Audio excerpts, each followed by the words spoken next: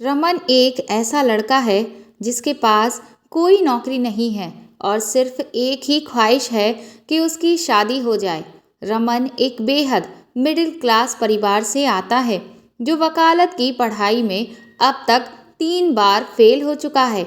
इसी बीच रमन को अपने दोस्त की शादी में डांस करते वक्त हेमा नाम की एक लड़की से एक तरफा प्यार हो जाता है और वो उसके बारे में पता लगाता है तो उसे पता चलता है कि हेमा का तो एक बॉयफ्रेंड है।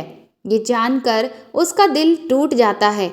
1 साल के बाद रमन को पता चलता है कि हेमा का ब्रेकअप हो गया और वो उसके घर जाता है तो देखता है कि हेमा ने अपने हाथों की नसें काट ली हैं।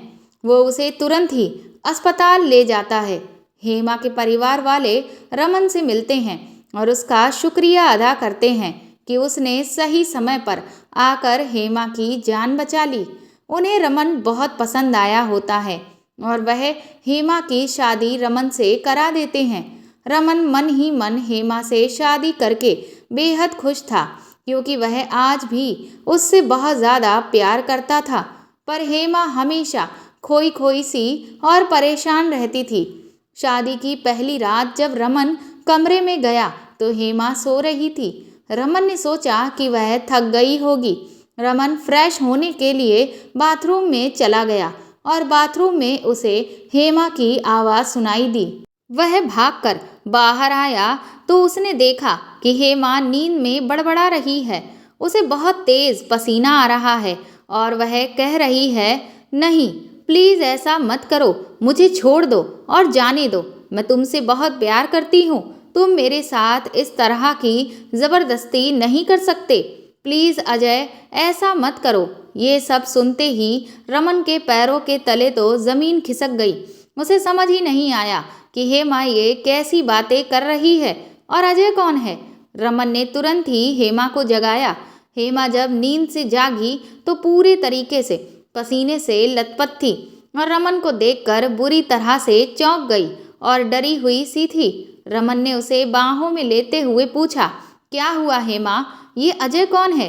हेमा ने कोई भी जवाब नहीं दिया और बोली कि शायद मैं सपना देख रही थी। पर रमन को शक हुआ क्योंकि हेमा हमेशा उदास रहती थी और उसे पता था कि वो किसी से पहले प्यार करती थी। एक दिन बीत जाने के बाद जब रमन ने हेमा को लॉन में टहलते हुए देखा तो उसने उससे बात करने की सोची और पूछा कि हेमा देखो, मैं तुम्हारे बारे में बहुत कुछ जानता हूँ। मैं तुमसे पहले से ही प्यार करता था।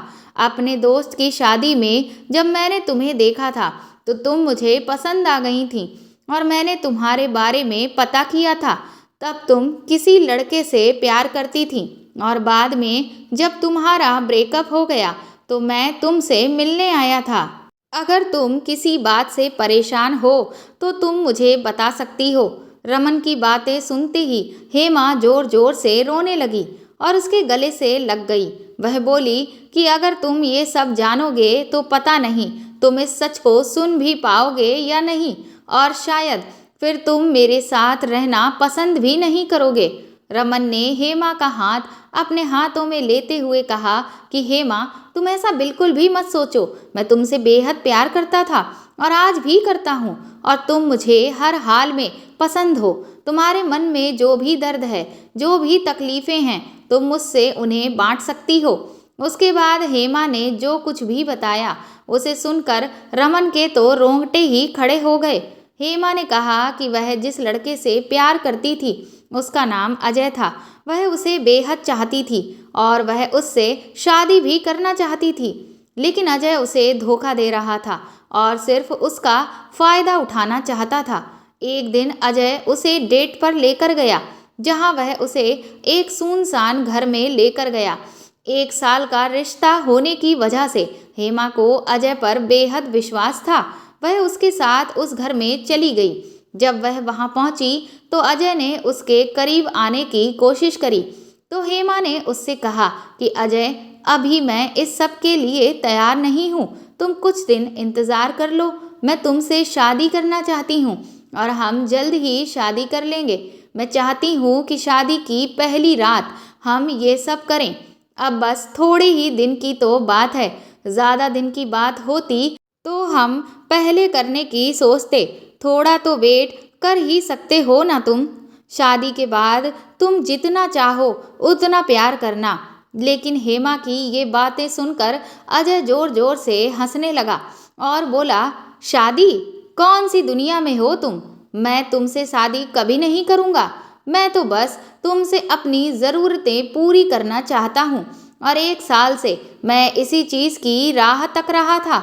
आज मुझे वह मौका मिला है और इस मौके को मैं अपने हाथ से बिल्कुल भी नहीं जाने दूंगा। अजय के मुंह से ये सब बातें सुनकर हेमा के तो पसीने ही छूट गए। उसने कहा कि प्लीज़ ऐसा मत कहो, कह दो कि ये सब झूठ है। अजय हंसने लगा और उसके साथ जबरदस्ती करने लगा। हेमा उसके सामने बहुत रोने लगी, गिड़गिड़ाने लगी और बोली कि प्लीज़ मेरे साथ ऐसा मत करो, मैं तुमसे बहुत प्यार करती हूँ। अजय ने कहा, अगर प्यार करती हो तो अपने प्यार को खुश कर दो। और उसने फिर हेमा के साथ वह सब किया जिसके लिए हेमा तैयार ही नहीं थी।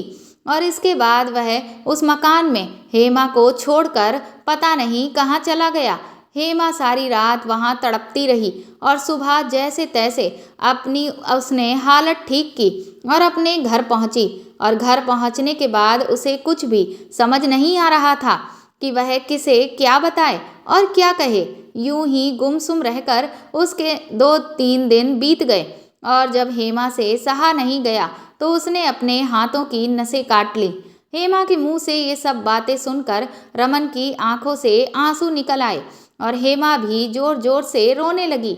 रमन ने उसे बाहों में लिया और कहा कि तुम परेशान मत हो, इन सब में तुम्हारी कोई भी गलती नहीं है और मैं तुम्हारे साथ हर वक्त खड़ा रहूँगा। तुम बताओ, तुम क्या चाहती हो? हेमा ने कहा कि वह चाहती है कि वह उस लड़के को सबक सिखाए। रमन ने कहा, बिल्कुल, मैं भी यही चाहता हूँ कि जिसने तुम्हारा अपमान किया है उसको भी अपमानित होना पड़े। उसके बाद रमन पुलिस स्टेशन गया और उसने हेमा के साथ हुए हादसे के बारे में पुलिस को बताया और अजय के खिलाफ कंप्लेंट लिखवाई। इसके बाद रमन ने सबूत इकट्ठा करना शुरू किया।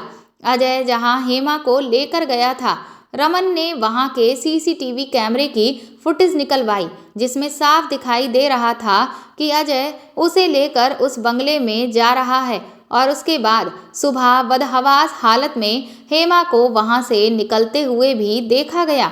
इसके बाद पुलिस ने अजय को पकड़ा और उसकी जमकर पिटाई की। पुलिस की पिटाई खाते ही अजय ने सब सच बता दिया और अजय को सजा हो गई। आज अजय जेल में है और हेमा रमन जैसा जीवन साथी पाकर बेहद ही ज़्यादा खुश है। वह अपने आप को बहुत खुश नसीब समझती है कि उसे सच्चा प्यार करने वाला जीवन साथी मिला, जिसने सिर्फ उससे प्यार ही नहीं किया बल्कि उसके दर्द और उसकी तकलीफ को भी समझा और उसके सम्मान के लिए भी लड़ा। आज हेमा और रमन एक अच्छा आनंददायक जीवन जी रहे हैं। रमन हेमा की मर्जी का पूरा ख्याल रखता है।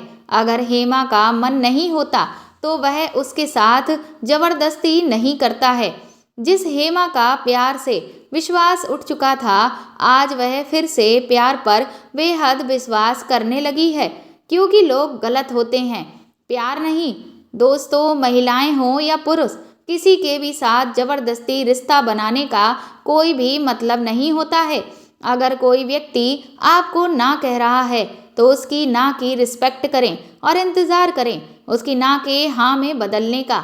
अगर आप उसके साथ जबरदस्ती करेंगे तो वह व्यक्ति बहुत ज़्यादा दुखी होगा और उसे इस बात से बहुत तकलीफ होगी कि वह जिससे प्यार करता है उसे उसकी इच्छाओं की कोई फिक्र ही नहीं है।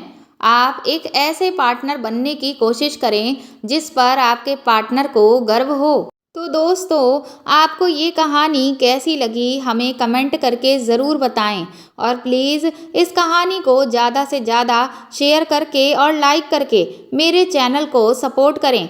आप चाहें तो मुझे सुपर थैंक्स भी दे सकते हैं।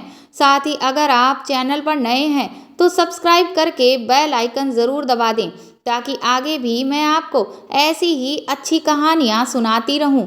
Thank you.